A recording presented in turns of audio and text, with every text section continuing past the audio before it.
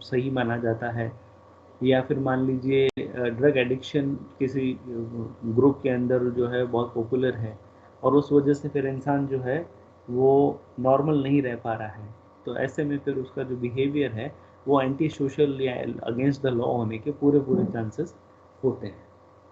फिर बात आती है unhappy marriages and dowry system. अब मैरिज और डाउरी सिस्टम कहीं ना कहीं ये चीज़ें भी, जैसे मैंने कहा आपको कि सोसाइटी के जो इश्यूज़ हैं वो किस तरह के हैं, क्योंकि a marriage where a girl or boy dislike his partner and remains unhappy and may force individual to commit suicide or dowry system is also main cause of crime। क्योंकि कहीं ना कहीं ये एक रिश्ता ऐसा होता है मैरिज का कि जो इंसान खुद चूज़ करता है। भाई बहन माता पिता सब तो अपने आप मिलते हैं, लेकिन ये रिश्ता जो होता है वो इंसान खुद तय करता है। तो कहीं ना कहीं फिर उसको, अगर वो उस रिश्ते को लेकर के हैप्पी नहीं है, जिसके साथ में उसको अपने जीवन का लगभग 80% समय निकालना होता है, तो कई बार क्या होता है कि फिर उसमें भी इंसान जो है वो इस तरह के कदम उठा लेता है जो कि उसको क्राइम की तरफ ले जाते हैं। और डाउरी सिस्टम तो अपन बात कर ही चुके हैं, इसके अंदर धमकाना, जलाना, है ना, उसका डिसरिगार्ड करना, ये सारी चीज़ें होती है डाउरी के चक्कर में। फिर है lake of family planning. Family planning को लेकर के जो है वो वैल्यूज़ अभी इंडिया के अंदर, हालांकि अब पिछले 2-3 डेकेड से तो फिर भी एक इम्प्रूव्ड सिस्टम देखने को मिल रहा है, लेकिन वही बात है, जैसे राजस्थान की बात अगर अपन करें तो राजस्थान एक ट्रेडिशनल सोसाइटी है, एक ट्रेडिशनल जो है एक कम्युनिटी यहाँ पे देखने को मिलती है। तो कई बार जो गवर्नमेंट की जो प्लानिंग्स चलती हैं फैमिली को मेंटेन करने के लिए या फैमिली को रेगुलेट करने के लिए, बर्थ को कंट्रोल करने के लिए, तो उससे संबंधित जो बातें हैं उनको लोग अपनी लाइफ में फॉलो नहीं करते हैं। और फिर होता क्या है इनकी वजह से कि जो पुअरर सैंक्शन रहती है, मतलब आप स्वीकृति नहीं है इस प्रकार के कार्यक्रमों के लिए। तो ऐसे में फिर क्या होता है कि नंबर ऑफ चिल्ड्रन है वो ज़्यादा हो जाते हैं परिवार में, और फिर क्या होता है कि उनकी आवश्यकताओं की पूर्ति हो नहीं पाती है। फिर वो जो बच्चे हैं वो कहीं ना कहीं अपने इनकम के लिए या अपनी आवश्यकताओं की पूर्ति के लिए गलत काम करने लग जाते हैं, अपराध की तरफ बढ़ते हैं, पिक पॉकेटिंग, स्मगलिंग, प्रोस्टिट्यूशन, ये सब। फिर है war and post war condition, युद्ध की जो स्थितियाँ हैं। युद्ध या जो वॉर कंडीशन जब किसी भी सोसाइटी के अंदर देखने को मिलती है और उसके बाद की भी, तो उसमें क्या होता है कि कहीं ना कहीं समाज में एक अराजकता फैल जाती है। कहीं ना कहीं जो कंट्रोल है, जो भी शासक वर्ग है उसका कंट्रोल सोसाइटी के ऊपर से हट जाता है। अगर मान लीजिए अभी इंडिया चाइना या इंडिया पाकिस्तान का युद्ध हो जाए और वो लंबा चले, तो सरकार का सारा कंसंट्रेशन जो है वो उसकी तरफ रहेगा। तो ऐसे में क्या हो सकता है कि जो इंटरनल सिस्टम है सोसाइटी का, वो उसमें जो है कंट्रोल जैसा होना चाहिए वो हो नहीं पाएगा। तो वहाँ पर फिर क्या है कि कई जो लोग हैं वो इसमें जो है आपराधिक गतिविधियों की ओर की तरफ जा सकते हैं। फिर सोशल डिसऑर्गेनाइजेशन की बात आ रही है। जैसे फैमिली डिसऑर्गेनाइजेशन था, उसी तरह से जो सोशल डिसऑर्गेनाइजेशन है, सोशल डिसऑर्गेनाइजेशन में यही है कि बेसिकली कोई भी सिस्टम जब ऑर्गेनाइज्ड होता है तब वो बेस्ट फंक्शनिंग मोड में होता है, लेकिन उसमें अगर मेल फंक्शनिंग आ जाती है तो फिर क्या होता है कि कई तरह की प्रॉब्लम क्रिएट होती है। जैसे सोसाइटी के अंदर भी किसी भी कारण से, है ना, किसी भी कारण से अगर मान लीजिए कि डिसऑर्गेनाइज हो गया है, सोसाइटी जो है वो डिसऑर्गेनाइज हो गई है, तो उसकी वजह से फिर क्या होता है कि कहीं न कहीं समाज का जो नियंत्रण है अपने सदस्यों के ऊपर नहीं रहता। गलत चीज़ों को जो है वो सपोर्ट मिलने लगता है। लोग जो करप्शन करते हैं उसको कहीं न कहीं जस्टिफ़ाई करने लगते हैं। और जो बड़े लोग हैं, सो कॉल्ड जो एलीट हैं, वो सोसाइटी में किस तरह का बर्ताव करते हैं वो कहीं न कहीं एक स्टैंडर्ड की तरह डेवलप होने लगता है। और इसके अलावा जो और लिखा है इसमें कि डिसऑर्गेनाइजेशन इन द सोसाइटी और country may affect badly upon peoples living. For example देखो, इंडियन सोसाइटी में कैसे डिसऑर्गेनाइजेशन आया उसकी बात बता रहा है ये। For example, prior to britishers Indian villages were very peaceful and self sufficient, but due to British rule rapid change such as industrialization, urbanization, etc. occurred. Joint family disappeared and nuclear family came in, unemployment increased. India was split into three countries, India, Pakistan, Bangladesh, and during the partition, immigrants flew from one country to another. The immigrant had no food, livelihood. To earn livelihood, these immigrants started illegal acts such as smuggling, weapon selling, etc. Social disorganization causes decline of the effectiveness of institutional and informal forces and weakens the social control in community or neighborhood, and this result the crime. तो कहीं ना कहीं वही जैसा मैंने कहा, समाज का नियंत्रण जो है, उसकी जो प्रभावशीलता है, हमारे जो इंस्टीट्यूशंस है, वो कहीं ना कहीं फिर फेल करने लगते हैं, वो कोलैप्स होने लगते हैं। तो उसकी वजह से फिर क्या होता है कि क्राइम के अंदर बढ़ोतरी होना शुरू हो जाती है। फिर इकोनॉमिक क्राइम्स है या इकोनॉमिक रीज़न है। अब पैसे का बोलबाला है, हर इंसान जो है ज़्यादा से ज़्यादा पैसा कमाना चाहता है, क्योंकि पैसा न केवल आपकी लाइफ को कंफर्ट देता है, but at the same time society में आपके स्टेटस को भी जो है इंश्योर करता है। तो मनी और इकोनॉमिक जो पैरामीटर्स हैं, वो इंसान की लाइवलीहुड को काफ़ी हद तक प्रभावित करते हैं। तो अब इकोनॉमिक कॉजेज़ क्या होते हैं क्राइम के? गरीबी, सबसे पहले पॉवर्टी। अब एक इंसान अगर गरीब है, और गरीबी के लिए ये लिखा है कि poverty is the mother of crime, है ना? सारे अपराधों की माँ है एक प्रकार से, क्योंकि आवश्यकताओं की पूर्ति के लिए खास तौर से जो बेसिक नेसेसिटीज़ है, वो अगर नहीं पूरी हो पा रही है, तो इंसान जो है वो इस तरह की चीज़ों में पड़ता है, फिर लाइक बर्गरीज, मर्डर्स, सुसाइड, ये सारी चीज़ें जो है सोसाइटी के अंदर फिर देखने को मिलती हैं। तो इसलिए क्या है कि गरीबी की स्थिति जो है वो इंसान की लाइफ में कई तरह के प्रॉब्लम लेकर के आती है, और इंसान को जब और कोई लीगल रास्ता दिखाई नहीं देता है इन प्रॉब्लम से दूर हटने का, तो वो कहीं ना कहीं अपराध की तरफ बढ़ जाता है। फिर बात आती है अनएम्प्लॉयमेंट की या बेरोजगारी की। ये दोनों ही पॉइंट लगभग एक दूसरे से मिलते जुलते हैं, क्योंकि अनएम्प्लॉयमेंट से भी पॉवर्टी आती है, एक चीज़। और दूसरा, अनएम्प्लॉयमेंट जो होता है वो कहीं ना कहीं इंसान की पर्सनैलिटी को भी इफेक्ट करता है। कहते हैं ना, खाली दिमाग शैतान का घर। तो क्या होता है कि एक इंसान अनएम्प्लॉयड है, मतलब वो वर्क करना चाहता है और वर्क करने के लिए एलिजिबल भी है, बट ड्यू टू सिस्टम उसको एम्प्लॉयमेंट मिल नहीं पा रहा है। तो ऐसे में फिर क्या होता है कि इंसान काम करने के लिए या पैसा कमाने के लिए किसी भी रास्ते पर जाने के लिए तैयार हो जाता है। जैसे अपन देखते ही हैं कि आजकल अनएम्प्लॉयमेंट जो यूथ्स हैं, वो कई तरह की क्रिमिनल एक्टिविटीज़ में आ रहे हैं, कई तरह की जो टेररिस्ट एक्टिविटीज़ में, रॉबरी वगैरह में जो लोग पकड़े जाते हैं, वो जब उनकी केस हिस्ट्री को देखा जाता है, तो बैकग्राउंड में पॉवर्टी और अनएम्प्लॉयमेंट एक बहुत बड़े कारण होते हैं। फिर बात आ रही है इंडस्ट्रियलाइजेशन एंड अर्बनाइजेशन की। अब इंडस्ट्रियलाइजेशन और अर्बनाइजेशन एट सर्टन एक्सटेंट आवश्यकता भी है सोसाइटी की, लेकिन इसकी वजह से क्या होता है कि सोसाइटी का जो स्ट्रक्चर है उसमें एक रैपिड चेंज आता है। रैपिड चेंज इस सेंस में आता है कि पहले सब सिस्टम जो एग्रीकल्चर बेस्ड था, है ना, रूरल सिस्टम था, तो वहाँ पे जॉइंट फैमिली होती थी, सब लोग एक दूसरे के साथ में रहते थे, फैमिली का व्यक्ति पे कंट्रोल रहता था। इंडस्ट्रियलाइजेशन और अर्बनाइजेशन की वजह से फिर क्या होता है कि फैमिली में ब्रोकन अप देखने को मिलता है, लोग परिवारों से दूर जाते हैं।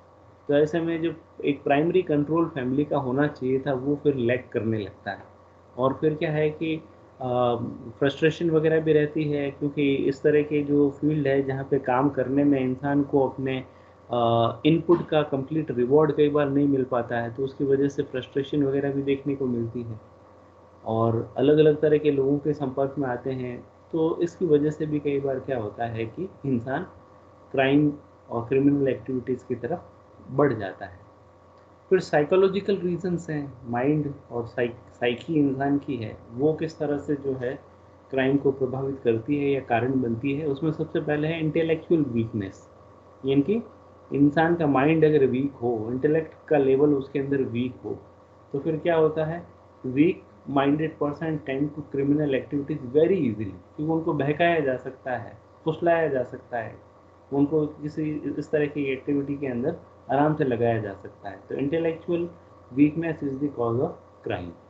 फिर मेंटल डिजीज़, कहीं न कहीं दिमागी रूप से इंसान स्थिर नहीं है, मानसिक बीमारियों से ग्रसित है, तो वो भी क्या होता है कि कहीं न कहीं सही गलत का फैसला नहीं कर पाता है और उसके अंदर जो है कई तरह के जो इमोशंस हैं, वो बहुत ज़्यादा हावी हो जाते हैं। कई बार जो है एट द सेम टाइम वो थोड़ा अनसोशलाइज़ होता है, इरिटेबल, क्रूर, है ना, obstinate, suspicious, self-centered, lonely, full of feelings of revenge, backward and hypersexual और uncontrolled in their behavior। तो ये सारी चीज़ें जो है कहीं न कहीं मेंटल जो इनस्टेबिलिटी है या कहीं न कहीं मेंटल डिजीज़ को, अबनॉर्मलिटी को शो करती हैं और ये सारी चीज़ें इंसान को वायलेंट एक्ट की तरफ लेकर के जाती हैं। फिर है कैरेक्टरिस्टिक्स ऑफ पर्सनैलिटी, इनकी पर्सनैलिटी जो है इंसान की वो किस तरह की है। अब फैमिली में जैसे शुरुआत में बताया था कि अपब्रिंगिंग किस तरह से हुई है, उस तरह से फिर क्या है कि इंसान की पर्सनैलिटी बनती है। ड्यू टू सोशल, इकोनॉमिक और psychopathic reasons an individual may turn to a psychic, इनकी उसकी पर्सनैलिटी साइकिक हो सकती है, मनोव्याधिकीय जिसको कहते हैं अपन हिंदी में। An abnormal person possesses degree of freedom, irresponsibility, revolt, homicidal tendency, suspicion, lack of control, sadism, emotions, social maladjustment, ill behavior, immaturity, etc. He tends to do violent act. He becomes naughty, explosive, disobedient, and unsocial. And he indulges in gambling, cigarette smoking, narcotic drug consuming, breaking things, absconding from house, prostitution, thieving। ये सारी चीज़ें जो है कहीं न कहीं देखने को मिल सकती है इंसान की पर्सनैलिटी में गड़बड़ होने की वजह से। इसी तरह से इमोशनली अगर अनस्टेबल है इंसान, इनकी ये भी अबनॉर्मलिटी की निशानी है कि इंसान जो है, क्योंकि एक इंसान को लाइफ में या सोसाइटी में रहते हुए वेरियस टाइप के इमोशंस का सामना करना पड़ता है। At times he is happy but at other time sometimes वो जो है उसको बुरा भी लगता है, दुखी भी होता है, नाराज़ भी होता है, गुस्सा भी आता है, लेकिन कहीं न कहीं उसको अपने इमोशन को कंट्रोल करना पड़ता है। आप इमोशन से जो है वो ड्रिवन होकर के बिहेव नहीं कर सकते हो, क्योंकि अगर आप इस तरह से बिहेव करोगे तो फिर क्या होता है, इमोशन तो जो तात्कालिक होते हैं, छोटे समय के लिए होते हैं, लेकिन उससे ड्रिवन होकर के जब आप कोई एक्टिविटी करते हो तो उसके जो कॉन्सिक्वेंसेस है वो लॉन्ग लास्टिंग होते हैं।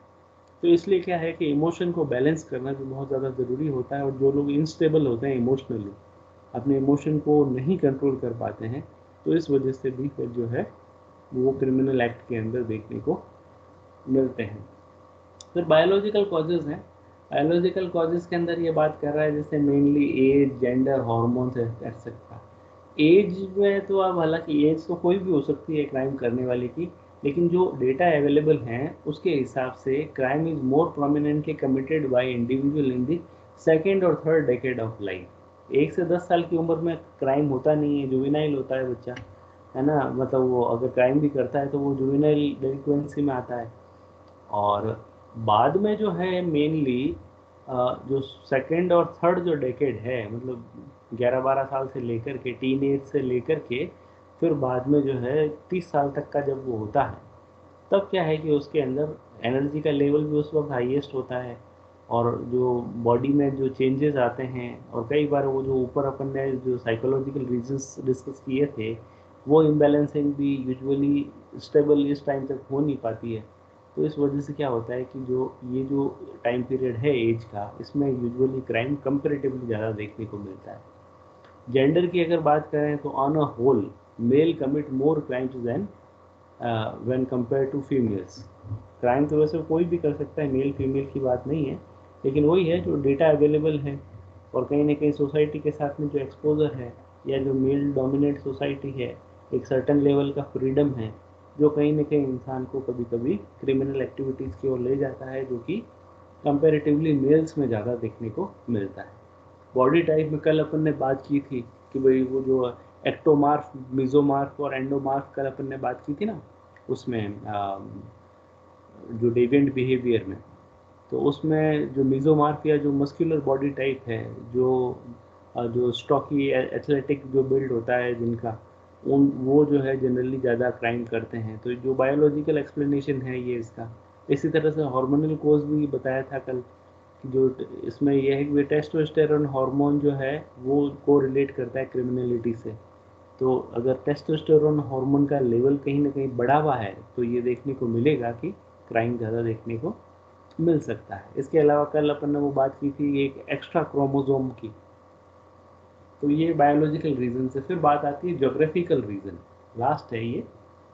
ज्योग्राफिकल या जो भौगोलिक कारण है या कहीं ना कहीं हमारे जो एनवायरनमेंट से रिलेटेड जो फैक्टर्स हैं, ये कहीं ना कहीं जो है वो क्राइम को वो प्रभावित करते हैं। Cities or countries with larger population having higher crime rates. Poorly maintained neighborhood correlated with higher crime rates. High residential mobility is associated with higher crime rate. तो ये जो सारे फैक्टर्स हैं, इसी तरह से more taverns and alcohol stores as well as more gambling and tourist establishment is in area are positively related to the criminality. जुआ, शराब या बाकी सारी जो इस तरह की चीज़ें जहाँ ज़्यादा देखने को मिलती है, there appears to be higher crime rates in geographic region of a country that are closer to equator. जो भूमध्य रेखा के करीब जो है, तो ज्योग्राफिकली माना जाता है कि वहाँ पे जो है अपराध की दर अधिक होती है।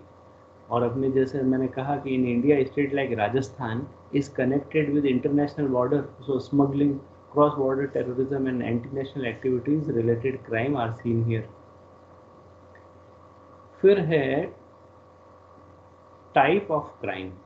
अब क्राइम तो वैसे कई तरह का हो सकता है, इसलिए क्या है कि इसको बहुत ज़्यादा डिटेल में डिस्कस नहीं किया है, क्योंकि क्राइम तो हज़ारों तरह के होते हैं। फिर भी ब्रॉडर कैटेगरीज में अगर अपन बात करें तो जैसे पर्सनल क्राइम में आ सकते हैं, जैसे असॉल्ट है किसी तरह का, होमिसाइड या मर्डर है, या सेक्सुअल असॉल्ट और रेप है जो कहीं ना कहीं एक व्यक्ति के ऊपर होता है, तो इसलिए इसको पर्सनल क्राइम की कैटेगरी में डाला है। ये टाइप है पर्सनल टाइप। फिर प्रॉपर्टी टाइप के अंदर ये आते हैं, जैसे बर्गलरी है ना, जिसके अंदर जो है आप किसी की प्रॉपर्टी जो है उसमें इलीगल एंटर कर जाते हो, चोरी करते हो, ये बर्गलरी है ना। वो थेफ्ट भी इसी तरह का ही पार्ट है, तो कहीं ना कहीं ये प्रॉपर्टी से रिलेटेड क्राइम है। फिर बाद में है एरसन फायर्स, आग लगा देना, या किसी का वाहन चोरी कर लेना, है ना, या इसी तरह से जो है किसी की वेंडलिज्म की पब्लिक और प्राइवेट प्रॉपर्टी को नुकसान पहुंचाना। फिर मेन आता है जैसे ये वाइट कॉलर क्राइम है ना। तो वाइट कॉलर क्राइम के अंदर जैसे एक तो ये है एम्बिजलमेंट, है ना। तो इसके अंदर मेनली बात यही आती है कि जो मिस यूज़ है मनी और प्रॉपर्टी का, है ना, किसी इंसान का और या किसी ऑर्गेनाइजेशन का, या किसी के जो पर्सनल यूज़ के लिए था। तो वाइट कॉलर क्राइम बेसिकली क्या है, क्राइम का वो नेचर है जिसके अंदर जो क्रिमिनल है वो सोसाइटी के सामने बहुत ही पॉश, बहुत ही सभ्य, बहुत ही सिंसियर रूप में दिखाई पड़ता है। जैसे डॉक्टर अगर कोई क्राइम करता है, या मान लीजिए कोई बड़ा अधिकारी कोई क्राइम करता है, या जो ऐसा इंसान क्राइम करे जिसको सोसाइटी में अच्छा स्टेटस मिला हुआ है, तो अपर स्टेटस से बिलोंग करने वाले लोग जो हैं वो जब कोई क्राइम करते हैं, या इसी तरह से जो आइडेंटिटी थेफ्ट है, फ्रॉड है, ये सब कहीं ना कहीं ऐसे लोग करते हैं जो बहुत ही अच्छे संभ्रांत होते हैं, ऊंचे मतलब उससे संबंधित होते हैं, पदों से संबंधित होते हैं। तो फिर ज्वेलरी, ये जो फर्स्ट वाला था ना एम्बेजलमेंट, ये वाला एक बार वापस समझाना, वाइट कॉलर क्राइम में। हाँ, वाइट कॉलर का एम्बेजलमेंट में ये होता है कि जो मिस यूजिंग जो मनी और प्रॉपर्टी, है ना, किसी ऑर्गेनाइजेशन की या किसी इंडिविजुअल की, उसको आप पर्सनल यूज़ के लिए करते हो। जैसे मान लीजिए कोई कोई ट्रस्टीशिप है, या आपने किसी को विश्वास के बदौलत जो है किसी को आपने कोई पैसा सौंप दिया, या मान लीजिए कि कोई एक इंसान कहीं ना कहीं एक केयर टेकर के रूप में था, है ना, और वो जो है वो पब्लिक और इंडिविजुअल की प्रॉपर्टी को मिस यूज़ कर ले, समझे आप, केयर टेकर के हिसाब से, या कहीं ना कहीं एक अच्छे सब हिसाब से उसको जिम्मेदारी दे। हाँ, तो जो व्हाइट कॉलर जॉब्स कर रहे होंगे वो ही कर सकते हैं ना, तो केयर टेकर तो व्हाइट कॉलर जॉब के अंदर आएगा ही नहीं। इसके अंदर तो डॉक्टर्स और ये जो मतलब जो हाई प्रोफेशंस होती है वो होती है ना अपने व्हाइट कॉलर क्राइम, मतलब व्हाइट कॉलर जॉब्स तो। नहीं नहीं, बिल्कुल बिल्कुल जो है इसके अंदर वाइट कॉलर क्राइम में तो वही है कि जो कहीं ना कहीं हायर स्टेटस से बिलोंग करते हैं। तो कहीं ना कहीं इसमें जो ऐसे लोग हैं जो, जैसे अब अपन नहीं देखते हैं कि मान लीजिए कि ये जो लोग होते हैं यस अडानी अंबानी वगैरह जो हैं, है ना, यस सर। अगर मान लीजिए कोई मनी रिलेटेड जो चीज़ें हैं, या मान लीजिए गवर्नमेंट के जो टैक्स की चोरी है, या कहीं ना कहीं कुछ इस तरह का जो ये काम करते हैं, या मान लीजिए कोई इस तरह की कोई योजना बनी है जिसके अंदर जो है पुअर लोगों को कुछ उनके लिए बेनिफिट होना था, और उसके केयर टेकर जो थे ये थे, और वो फिर जो है इसमें किसी तरह का जो है वो गोलमेल करते हैं, कोई गड़बड़ करते हैं, तो ये चीज़ें सर जो है। फिर में फ्रॉड में क्या डिफरेंस रह गया, मतलब वो तो इसमें ही आ गया ना फ्रॉड में। फ्रॉड जो है वो इसके अंदर, हाँ, लगभग जो है वो फ्रॉड के जैसा ही है, लेकिन यूजुअली जो है वो डिग्री का फ़र्क है। फ्रॉड जो है वो जनरली क्या है कि वो एक एक जो डिसेप्शन, या फिर कहीं ना कहीं एक पार्टी से दूसरी पार्टी में जो एक फाइनेंशियल गेन की बात आती है, या उसके अंदर जो एक्सचेंज की बात आती है, एम्बेजलमेंट के अंदर जो है वो थोड़ा सा हायर डिग्री का वो एक एक क्राइम माना जाता है। फ्रॉड जो है उससे थोड़ा कंपेरेटिवली डिग्री का फ़र्क मानता हूँ मैं इसके अंदर। तो सर एम्बेजलमेंट फ्रॉड का ही हायर डिग्री है। बिल्कुल। Okay sir, thank you. और जुवेनाइल डेलिक्वेंसी तो बेसिकली क्या है कि एज से संबंधित है, पूरा टॉपिक आएगा इसका तो अपने 18 साल से कम आयु के जो लोग होते हैं जिनको अपन बाल अपराधी कहते हैं, है ना, तो ये क्राइम का टाइप है। इसके बारे में डिटेल से अपन पूरा बाद में करेंगे डिस्कस। फिर है साइबर क्राइम। अब आज के टाइम में जो है ये काफ़ी देखने को मिल रहा है। अब अपना जो राजस्थान है, आज से 7-8 साल पहले राजस्थान के अंदर साइबर क्राइम नहीं के बराबर था। कंपैरेटिवली दूसरे स्टेट के हिसाब से देखते थे तो किसी भी तरह की एक्टिविटी राजस्थान के अंदर साइबर एक्टिविटी भी कम थी। लोगों का inclination towards technology and internet भी कम था। स्पेशली डीमोनेटाइजेशन के बाद में, पिछले ये जो 5-6 साल हुए हैं नोटबंदी वगैरह होने के बाद में, साइबर क्राइम इकोनॉमिक सेंस में, हालांकि साइबर क्राइम कई हिसाब से हो सकते हैं, लेकिन ख़ास तौर से मनी रिलेटेड जो साइबर क्राइम हैं वो राजस्थान के अंदर पिछले 5-6 सालों के अंदर बहुत ज़्यादा बढ़े हैं। और बाकी जो साइबर क्राइम तो खैर कई तरह के हो ही सकते हैं, जैसे आजकल अपन फेसबुक वगैरह पे भी देखते हैं, और कई तरह के ऐसे कि जिसमें फॉल्स आइडेंटिटी बता दी जाती है, या किसी और इंसान को जो है किसी तरह से झूठे रूप में पेश कर दिया जाता है। तो ये सारी चीज़ें जो है वो कहीं ना कहीं इंटरनेट की कनेक्टिविटी या टेक्नोलॉजी को यूज़ करके जो क्राइम किया जाता है वो साइबर क्राइम में आता है। फिर है वायलेशन ऑफ पब्लिक सेफ्टी। लोगों की सुरक्षा के साथ में या उसका वायलेशन, उसमें धमकाना, किसी को थ्रेटनिंग, है ना, या driving under influence of drink and drug, या टेररिज्म, तो जिसमें जो आम जनता है उसकी सेफ्टी को कहीं ना कहीं पे नुकसान पहुंचता है। तो ये सब जो है इस कैटेगरी के क्राइम हैं। इसके अलावा भी खैर कई तरह के क्राइम हो सकते हैं, crime related to family, crime related to marriage, है ना, और crime related to job, crime, बहुत तरह के क्राइम जो हैं वो हो सकते हैं।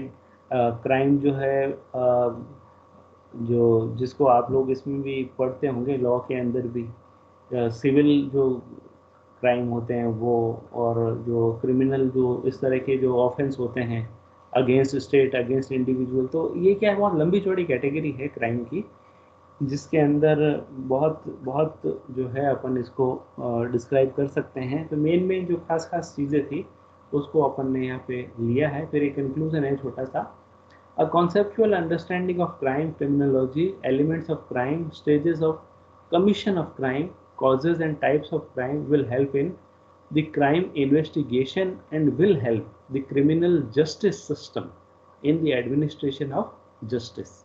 It is clear from above article that no individual is a born criminal, and is only the condition around him which make him resort to various crimes like murder, डकैती, फ्रॉड एक्सेट्रा, है ना। तो कहीं ना कहीं जो है जो सराउंडिंग है उसका रोल ज़्यादा होता है। बायोलॉजिकल फैक्टर वाले ज़रूर मानते हैं, लेकिन फिर भी क्योंकि वो कुछ डेटा के ऊपर बेस्ड है, और उसमें अपन ये मान सकते हैं कि हो सकता है कि कुछ पर्टिकुलर फिजिक को एक्वायर किए हुए लोग औरों की तुलना में क्राइम की तरफ शायद ज़्यादा प्रोन हो सकते हैं, ज़्यादा जो है इंडल्जिंग जो है उनका रोल देखने को मिल सकता है, पर वो होंगे ही होंगे, ये कभी भी श्योर नहीं है। तो ये क्राइम का एक कंक्लूजन है जो अपन ने इसके बारे में बात की है। और जैसा मैंने कल भी कहा था कि कहीं न कहीं जो डेविएंट बिहेवियर है और जो क्राइम है, वो बिल्कुल एक जैसा ही है। डेविएंट बिहेवियर में हम ऑन होल जो सोसाइटी के जितने भी नॉर्म्स हैं, उनमें से किसी के भी अगेंस्ट में चलते हैं, तो वो एक डेविएंट बिहेवियर की कैटेगरी में आता है। और लॉ जो है वो एक्सक्लूसिवली क्राइम जो है वो एक्सक्लूसिवली जो रिटन या कोडिफाइड लॉ के अगेंस्ट में किया हुआ कंडक्ट है। तो ये है इसके अंदर फ़र्क। बाकी जो है इसमें अपन और बात करेंगे कल, जो अपना रिमेनिंग टॉपिक है। और एक चीज़ जो अभी मैंने बात की थी, सैटरडे को हो सकता है कि अपनी क्लास जो है शायद 9 बजे से होगी। उसके लिए मैं आपको कल बता दूंगा, या फिर मैं आपको जो अपना ग्रुप है व्हाट्सएप वाला उसमें। हाँ अक्षिता, आपने हैंड रेज किया है, बताएं। Sir, can't we say that social disorganization is at some point of time important to a society if we see through the, theory of class and conflict? Social disorganization Is at some point important to a society. how it can be important when we are talking about disorganization. Sir, Disorganization means the lack of balancing something which is what exactly you want to say. I think you wanted to say that the kind of fish should be welcome. That's what I can understand what you are asking. आप अपनी बात को अच्छे से बताएं, मतलब वो किस तरह से जरूरी है disorganisation. sir, there was an example of industrialization and urbanization. So, hmm. if we see through that, it is important to our society.